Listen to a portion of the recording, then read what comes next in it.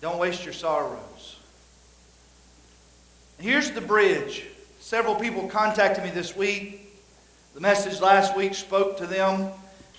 And Solomon's going to pick up there and he's going to teach us. He's going to boil down everything he learned through his life, including nearly 40 years of mistakes. Now here's what a lot of people don't understand. We want a certain outcome in life. Solomon says if we're to have that outcome, we must sow certain seed.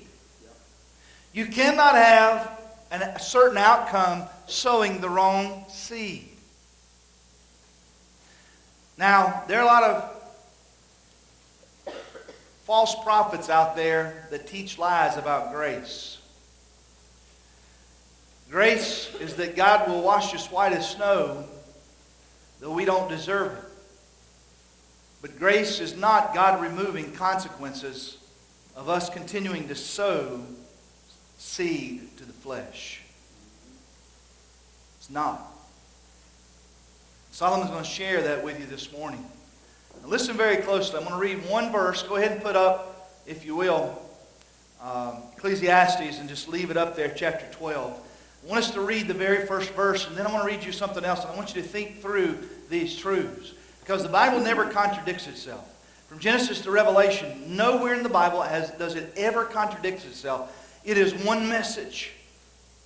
One message.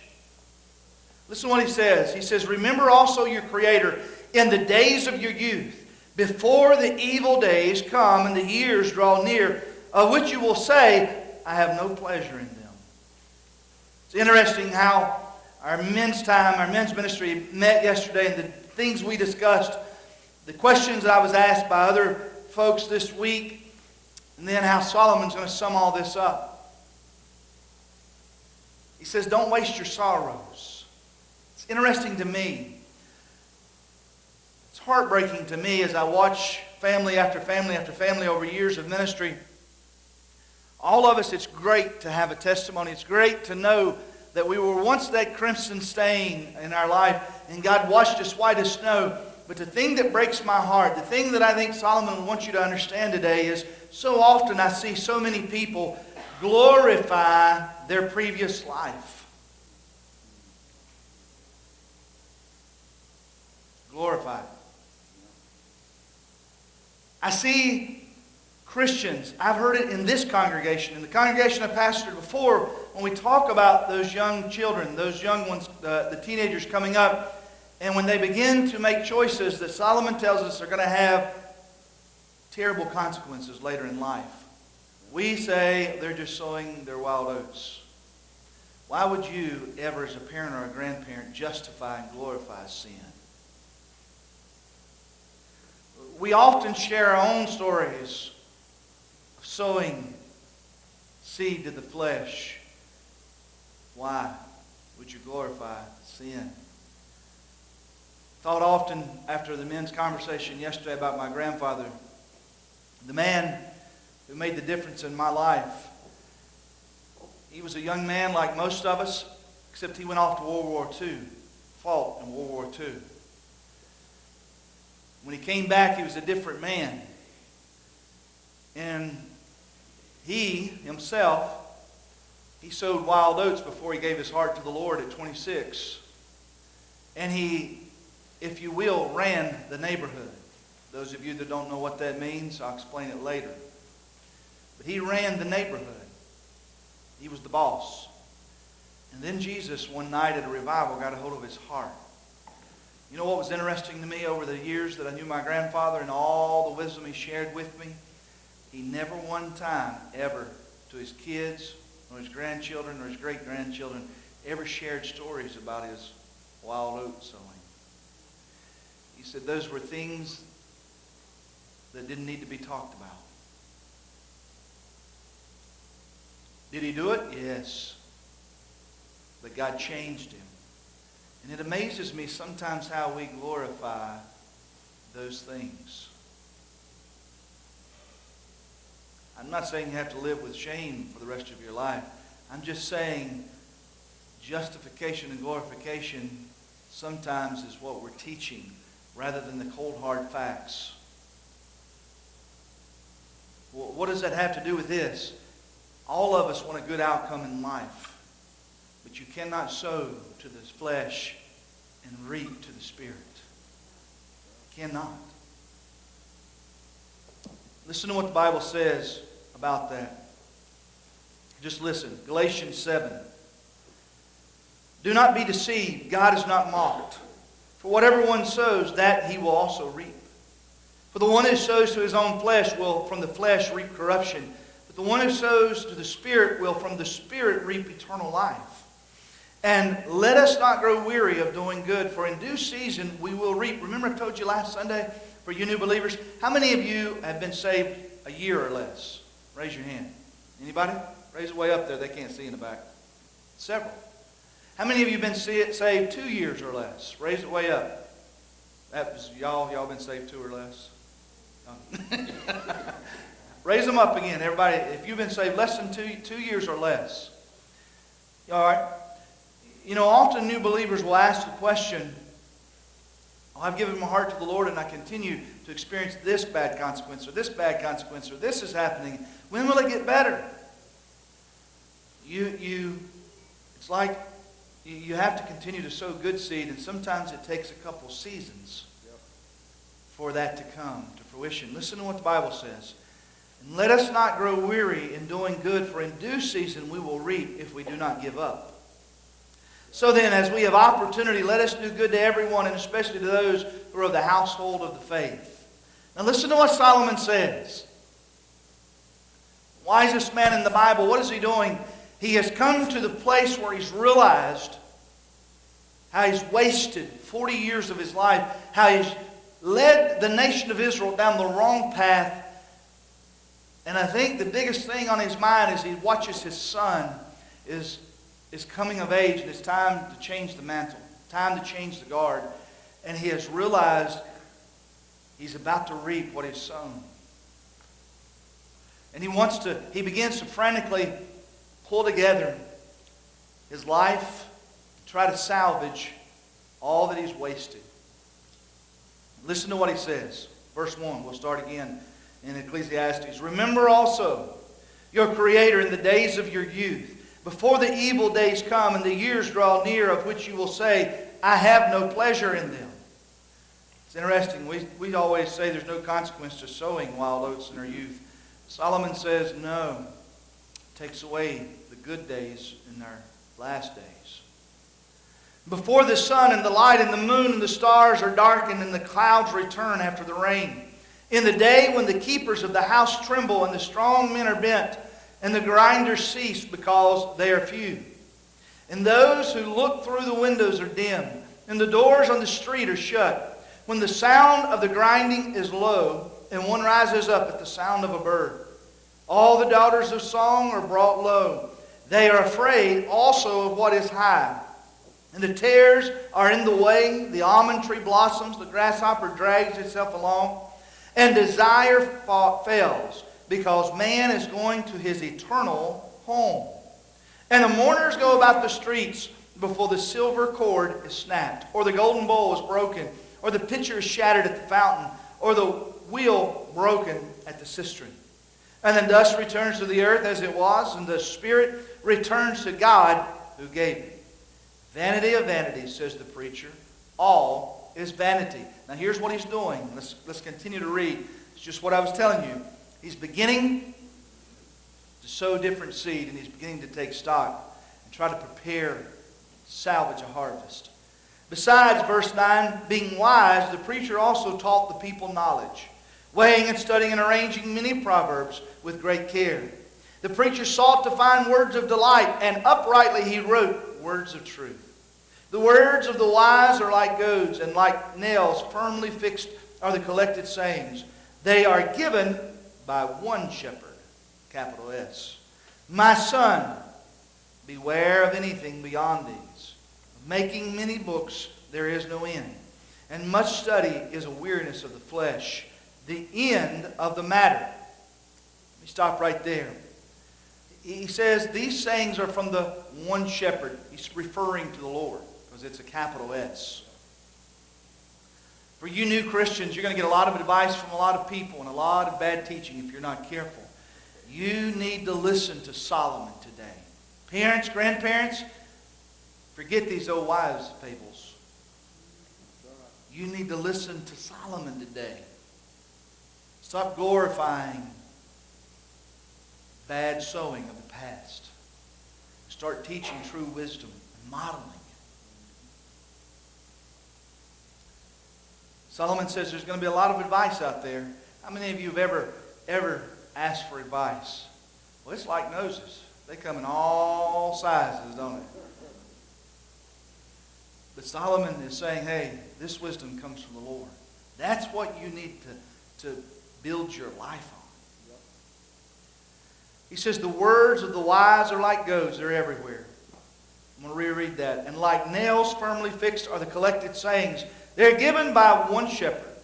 My son, beware of anything beyond these. Of making many books there is no end, and much study is weariness of the flesh. The end of the matter all has been heard. Fear God and keep His commandments. For this is the whole duty of man. For God will bring every deed into judgment, with every secret thing, whether good or evil. He says, don't waste your sorrows. Early in Solomon's life, he lived for the Lord. But later, he drifted from God. He lived like a deist. Do you know what a deist is, anybody? A deist is someone that says, yeah, I believe in God.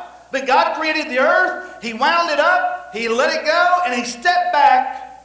And God's not actively, intimately involved in it. He started it. And when it ends, He'll step back in and take over the process. The shame is, the church today, we're more deist than anything else. We believe in God. We like the emergency parachute of salvation. But if you look at the seeds we're sowing and the choices we're making, we don't really actively believe that we should every day, by every choice, be serving and glorifying God. Solomon says, listen, you cannot have the outcome in life you want and sow the wrong seed. You can't. And so he lived like a deist, like most of American Christians today. That's one who believes that God created everything. He walked away from it. See, Solomon, if you hadn't figured this out, he's a bit of a philosopher. He wrote this book in the vein, or kind of like a philosopher. Let me explain that to you. Here's what that means. A plus B, therefore C. You add A and B, and it equals C. See, there's certain truths that no matter how much you don't like them, they're still true. But in the end, if you surrender and submit to them, they'll protect you and bless you. What does that mean? He wrote this as a philosopher. Here was his first premise. All labor, all of life is lived under the sun. He started out saying, hey, we just go through life. Yeah, God created us. I believe in a higher power. I believe in a creator. But we live as if there is no God. Here was his second premise. Everything under the sun is vanity or meaningless. See, he lived as if God wasn't actively, intimately involved. As if God doesn't know the numbers of hair on your head. If God doesn't know where you are and what your needs are. If God is not actively involved. He said, to live like that, it just makes life meaningless. Here was his conclusion. All of our labor in life's existence is meaningless if that's true.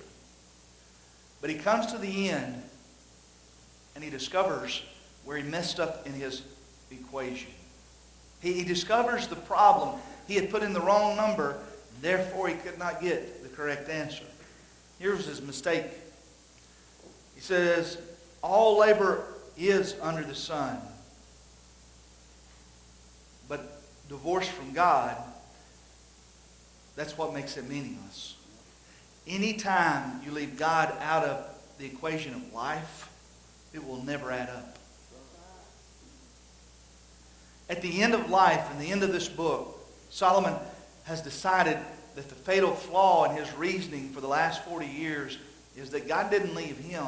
He left God out of his life. So Solomon returns to God.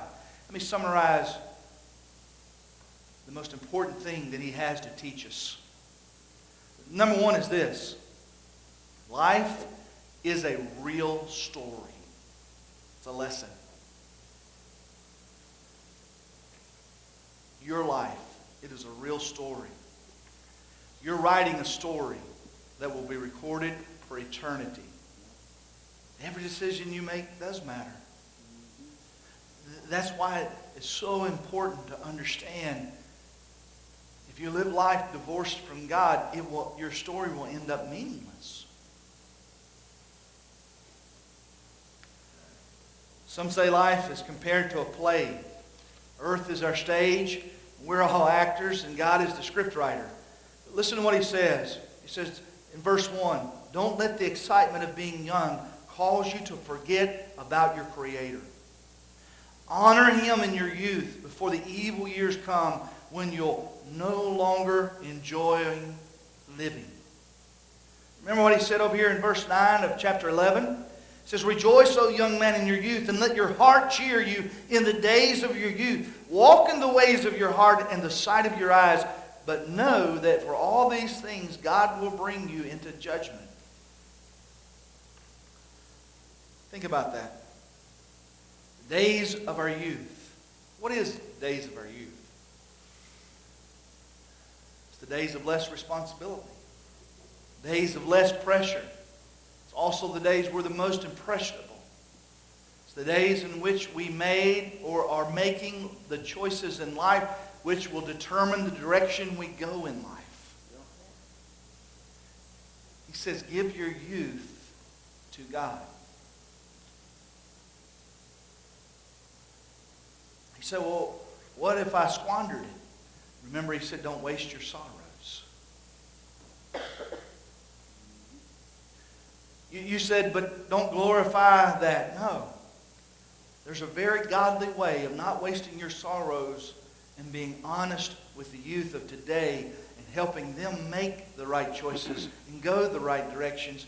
And as I said before, what do? Same thing Solomon is doing. He's deciding to start sowing different seed. He understands that it's never too late with God.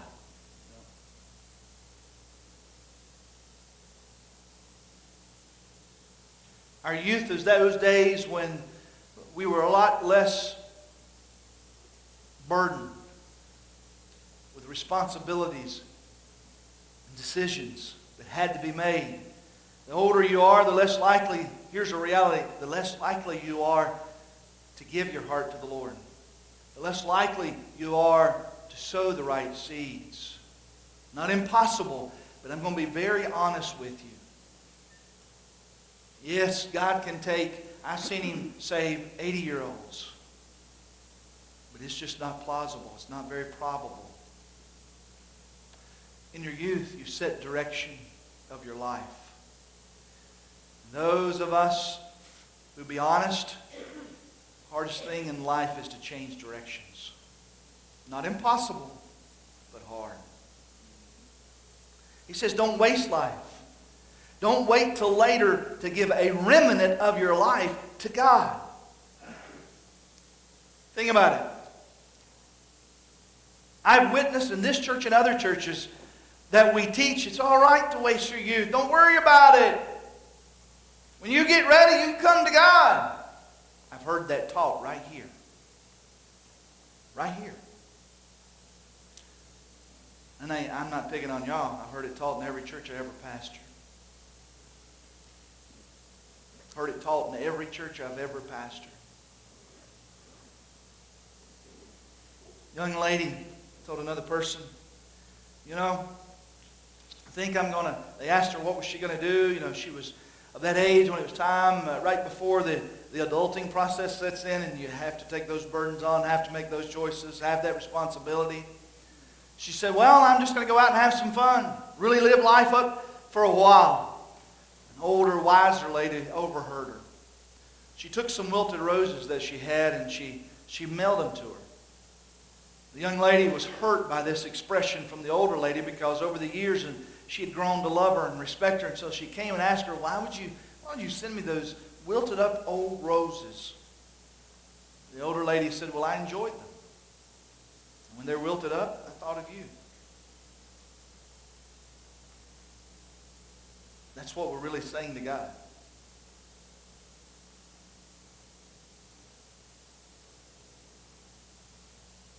Solomon, as he's aging, as he's older, he's beginning to look back.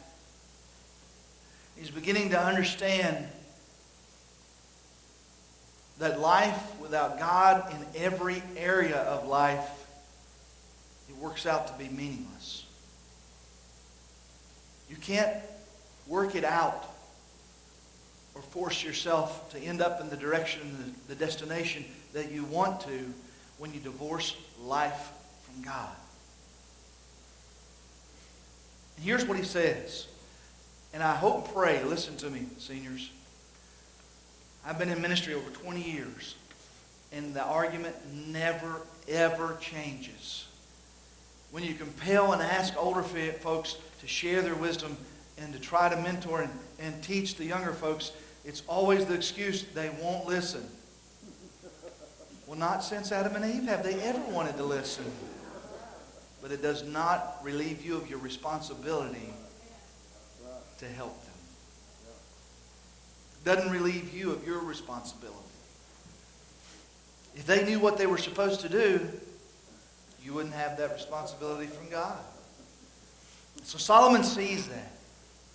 He begins to look at this and he begins to contemplate it, and he talks about where he's at in life. Verse 2, the New Living Bible says, the translation says, it will be too late then to try to remember him when the sun and the light and the moon and the stars are dim to your old eyes and there is no silver lining left among your clouds. What is he saying?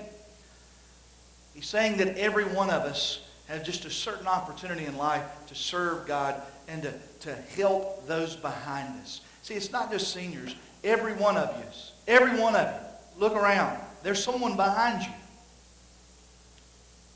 You're older, more mature, more wise than someone. Someone's behind you. Someone's following you. What direction are you leading them? There is some truth to the old saying that my actions speak louder than my words. They do in a lot of ways. He talks about the physical aging. And he's just talking about, as he describes all of this, what he's talking about is when we're young, we feel there's no end to the wick in our candle. The more and the longer it burns, you realize there's only so much left. He talks about it in verse 3. Here's the New Living Translation. He says, for there will come a time when your limbs will tremble with age. Your strong legs will become weak. Your teeth will be too few to do their work. And there will be blindness too. Some of you discussed that with me this morning, right? About feeling your age. Your wick's getting shorter. But what are you doing with what you have left? All of you, listen to me. Nobody's in the same stage in life here. What are you doing with what you have left? Really. True wisdom doesn't come until you realize that you only have so much length of wick left. That's what life is. What are you doing with what you have left? He says there in verse 3, the body's like an old house that's running down. He said the arms aren't strong anymore. The legs are no longer have the strength that they once did. He says the grinders cease. What does that mean? It's time for dentures. The eyes are growing dim. Listen to what he says in verse 4 of the New Living Bible. Then let your lips be tightly closed while eating when your teeth are gone. And you awaken at dawn with the first note of the birds. But you yourself will be deaf and tuneless with a quivering voice. So I thought this was uplifting. It's pretty impressive. He's just trying to get us to understand that we only have so much life to live. Make it count. Live it for God. Talks about in verse 5, he says, you are afraid of heights and of falling. A white-haired, withered old man dragging himself along, standing at death's door and nearing his everlasting home as the mourners go along the streets. What does he mean? He means he himself has woken up and he's realized he only has so much life to live and he's wasted a lot of it. Let me give you a great explanation of what he's saying here. He's not trying to make you feel depressed. I'll never forget my grandfather. One of the last times that we had a good visit with him, he was, everybody was talking about it. He doesn't eat. He was 84 at this time. And talking about, we got to get him to eat. We got to get him to eat. We got to get him to eat. And I told my brother, I said, let's go get him. One of his favorite places to eat was like a Western sizzling type place. So we went and picked him up and told him we were going to take him up there. And everybody's like, he won't eat. And we go up there and he sat down about 4 plates later. My brother's like, what in the world? Where did your appetite come from? And he said, appetite. I said, Loney, which was his wife, my grandmother, said, she can't fry a bologna sandwich anymore. And we were talking as we were coming back home, and he was going through like Solomon. He was recounting. He was giving us wisdom. He was reliving some of the things, and he was talking about ministry over the years and different things he had learned. And he was talking about a couple that was in his church when he pastored. And he was saying, they were trying to do this and they were doing that. And he referred to them, said, those older folks, you know how older folks are. And it was kind of laughable because he was 84. And at the time that he was ministering to them, they were 74 and he was like 50. But now, in his mind, he still wasn't old. You understand what I'm saying? What Solomon wants us to understand is life is very limited. Make it count. Make sure that you make it count. He says you're young now, but you'll wake up one day and guess what?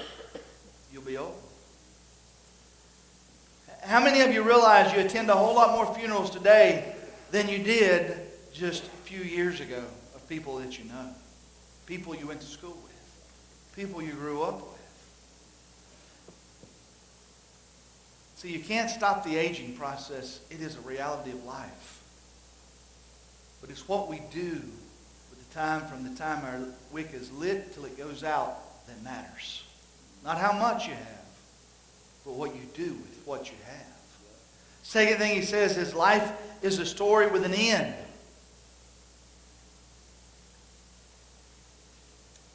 When you're young, you think there's no end. But it's a story with an end.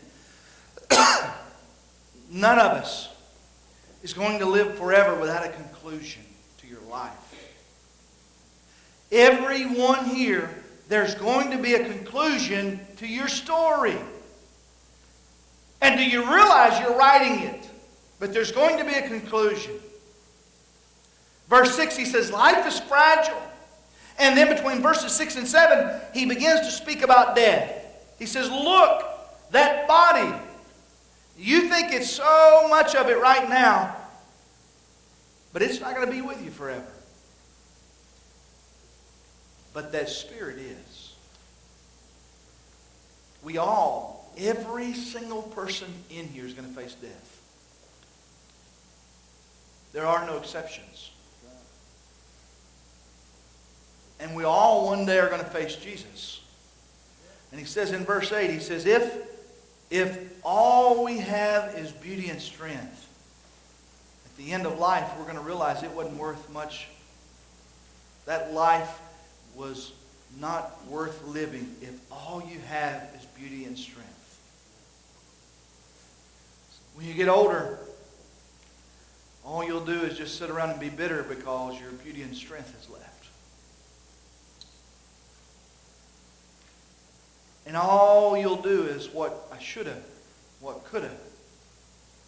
It's interesting to me now, 25 plus years removed from graduating from high school, I still have friends who are trying to relive high school.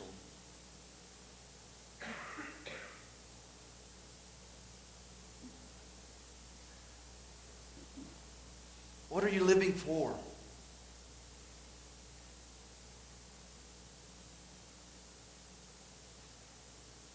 I've seen so many people get bitter rather than better. All they do is get bitter and bitter and bitter. See, it doesn't have to be that way. When you see older folks that are bitter, they sowed the wrong seed. But I thank God I've been blessed to be around so many older folks that are such a blessing. Listen to what the Bible says in Psalms 92:14. They shall still bear fruit in old age. They shall be fresh and flourishing. My grandfather was teaching and giving proverbs and lessons to his grandkids and his great-grandkids on his deathbed. On his deathbed, he's still bearing good fruit. Good fruit. Zechariah 14:7 says, "This shall be one day which is known to the Lord. Neither day nor night, but at evening time it shall happen, that it will be light." What does that mean? None of us in here know when that day will be when we come face to face with Jesus. But the way in which we live now, the way in which we're living our lives day to day, none of us have control of the future, but the question is, what are you going to do today? Philippians, I love what Paul says. He says, "For me to live is Christ, and to die is gain." He goes on and says, "But then," listen to what Solomon says, "But then," in verse 9, "because the preacher was wise, he went on teaching the people all he knew." Solomon realized how much he had wasted and that he was going in the wrong direction. And what did he do? He made a conscious decision to repent and go the other direction at the very end of his life. Aren't you glad to God he did? He left us Ecclesiastes, Song of Solomon, Proverbs. He left us so much. He also left those that were there around him so much. Third thing is life is a journey. It's not about succeeding tomorrow. It's not even about yesterday's failures. It's about the decisions we make today. You might want to write that down. I don't have a lot of... it's original to me. Somebody else might have said it. But we waste so much of the week trying to succeed tomorrow, or lamenting over yesterday. Solomon said the key is today. Today. Verse 13, he says, make sure you know your destination. He says, fear God. You know, some people describe God in a lot of ways and a lot of capacities, but the reality is you need to get to know the real God. Not one someone's made up for you, but the real God. And he said the key to life, the key to living it, not wasting it, is to fear God. What does that mean? What does it mean to fear God? The best way I know how is to say respect. He says, number one, you need to make sure you're ready for that day when you'll stand before Him. Make sure there's no doubt. No way that you're going to, in any way, can miss heaven. So he says, number one, fear God. How do you know if you're respecting and reverentially fearing God, the real God? He said the second thing is to keep His commandments. I'll be honest with you.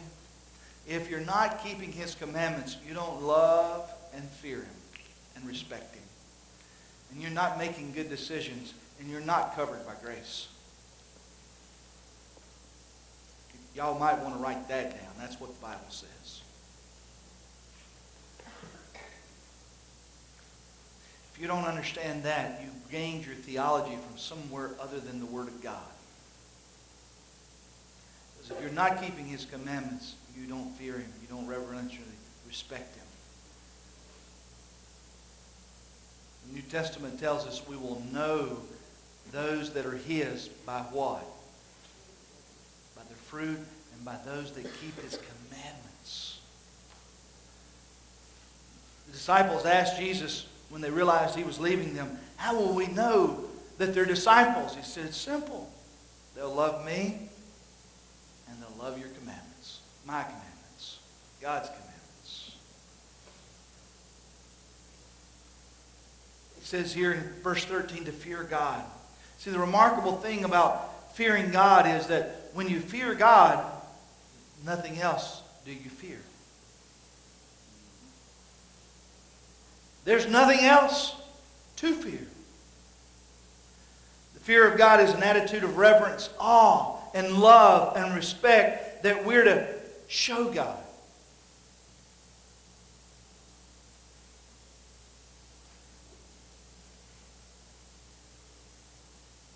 And number 2, he says, keep His commandments.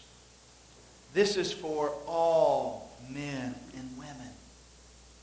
Keeping His commandments has to do with the proof or the fruit of fearing Him.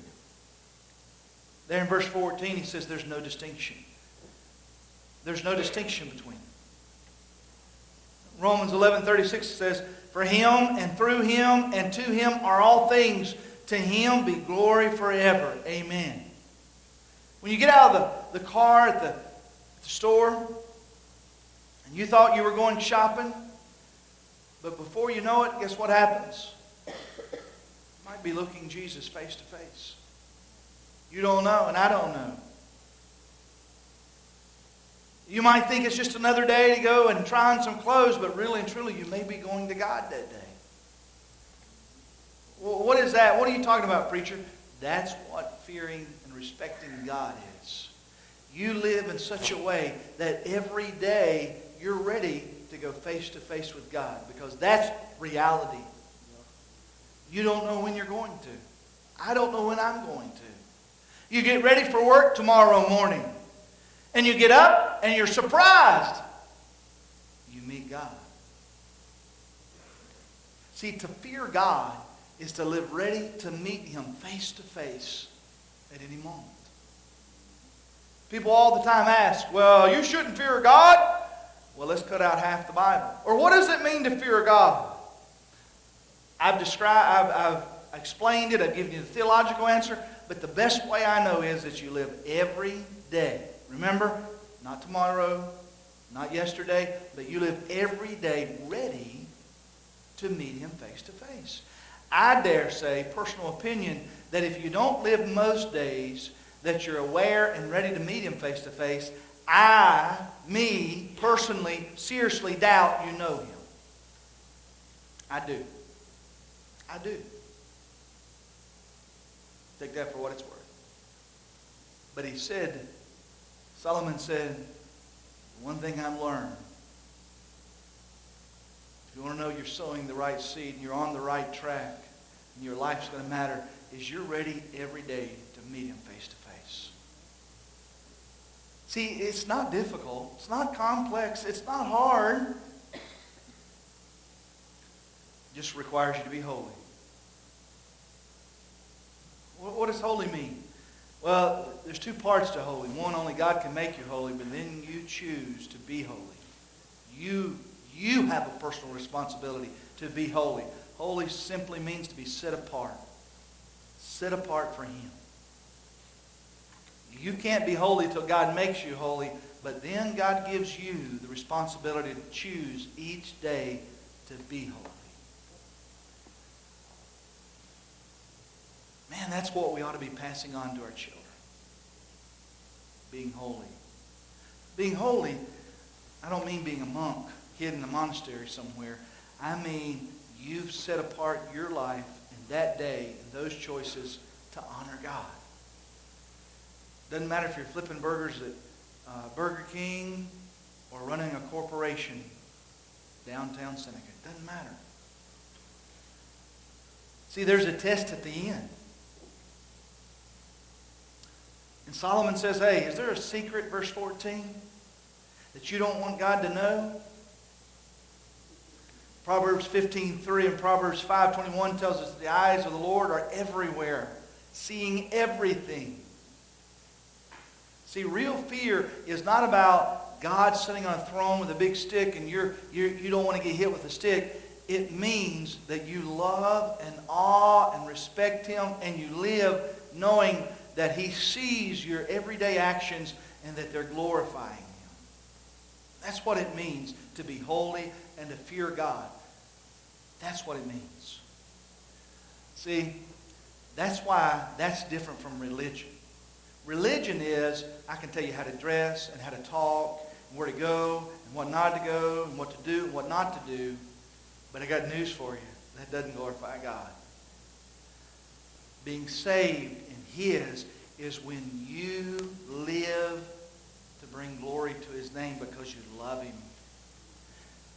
The one thing I've known since I got saved is that I was saved. Can I tell you really and truly how you know if you're saved? I knew from the day I got saved, when He opened my spiritual eyes, that from that day forward, every day He knew everything about me, and what I did mattered in reflection to my love back to Him. And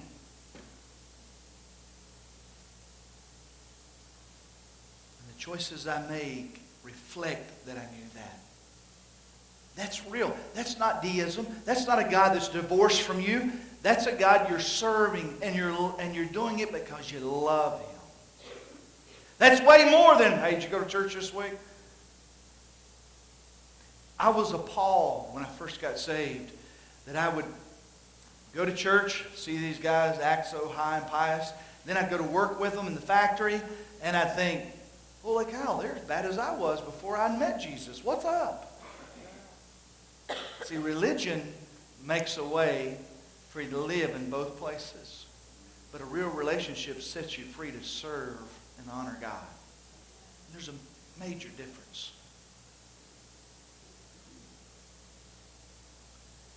Hebrews 4 says, for the word of God is living and powerful and sharper than any two-edged sword, piercing even to the division of the soul and the spirit and of the joints and the marrow, and is a discerner of the thoughts and the intents of the heart.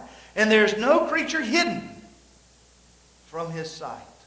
But all things are naked and open to His eyes, of Him to whom we must give account. But the difference that Solomon is saying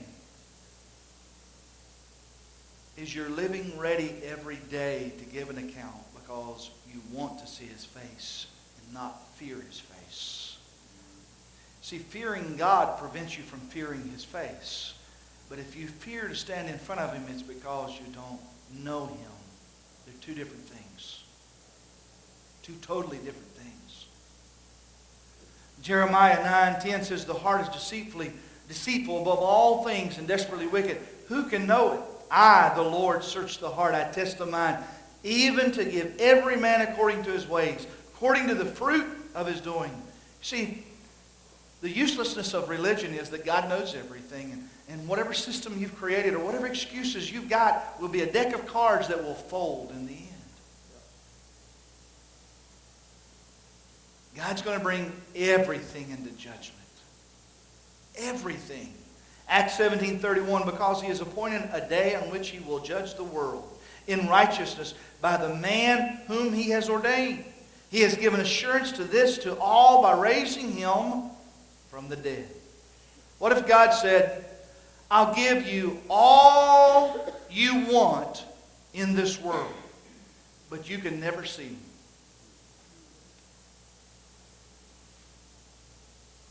That really is the question in the argument. Because you can't have both. What would be your choice? You can either have Him or all there is in the world to offer. But you can't have both.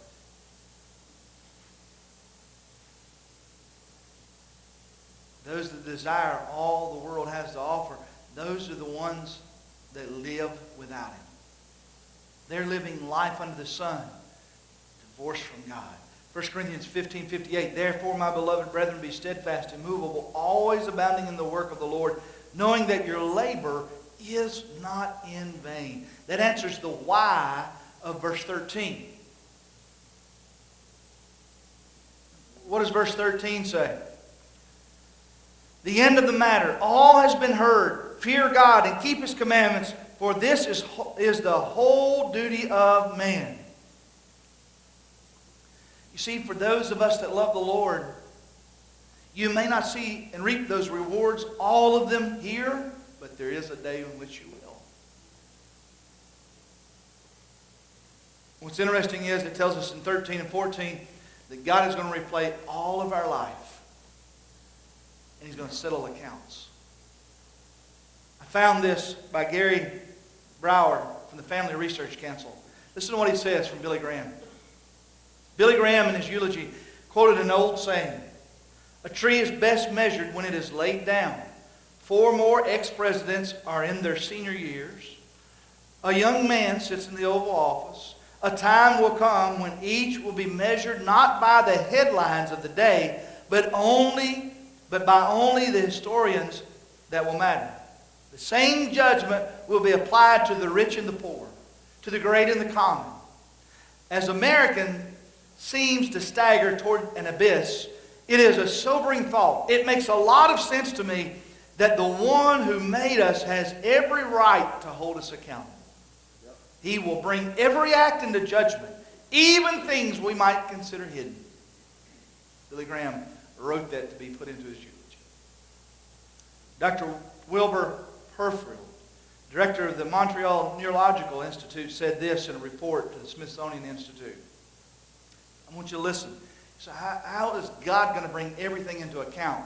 Look up here, and I'm going to read you what a renowned physician has said. You don't know it, but God put a recorder in here. Listen to what he says. This is a doctor. Your brain contains a permanent record of your past that is like a single continuous strip of moving film, complete with soundtrack. The film library records your whole waking life from childhood on. You can live again those scenes from your past one at a time. When a surgeon places a gentle electrical current and applies it to a certain point on the temporal cortex of your brain, as you relive the scenes from your past, you feel exactly those same emotions you did during the original experience. Could it be that when we stand before God and He brings us to account and we begin to argue, that we will contain the own evidence against or for ourselves? It not only could be, but it will be. Jesus said in Matthew, but I say to you, every idle word men may speak, they'll give an account of it in the day of judgment. For by your words you will be justified. By your words you'll be condemned. What does that mean? Remember the loving God and keeping the commandments part? There are going to be a lot of people. They're going to stand in the face of God and argue with God because they've done it their whole life. God's going to use our own words to prove to us the justness of the sentence that will be handed down.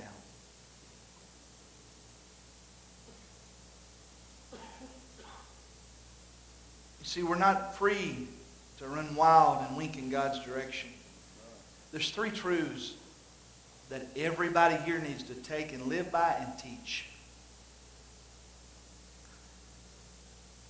It's a little corny, but it's so true. Sin will always take you further than you want to go. Sin will always keep you longer than you want to stay. And sin will always cost you more than you're able to pay. Don't attempt to live your life under the sun, divorced from God. You You see, without Christ, all roads lead to the grave, to the abyss. But with Him, they all lead to glory. Amen. See, the key, do your works matter? Absolutely. If you go plant beans this spring and squash grow up, you're going to know something went awry, aren't you? Yep. Your works matter. Because no matter how much you argue against the reality, if you fear to face God, that's so much different than fearing and loving and respecting God. It's so much different. With Him, all roads lead to glory. Can I ask you a question this morning? What direction are you going? Are you ready today to meet Christ face to face? What we must live and what we must teach is that every day we're to live to glorify God. What does that mean? We live in such a way that we're ready to come face to face with Him. That's the simple truth of Christianity. Paul said, whether I die or I live, it is gain. Would you bow your heads?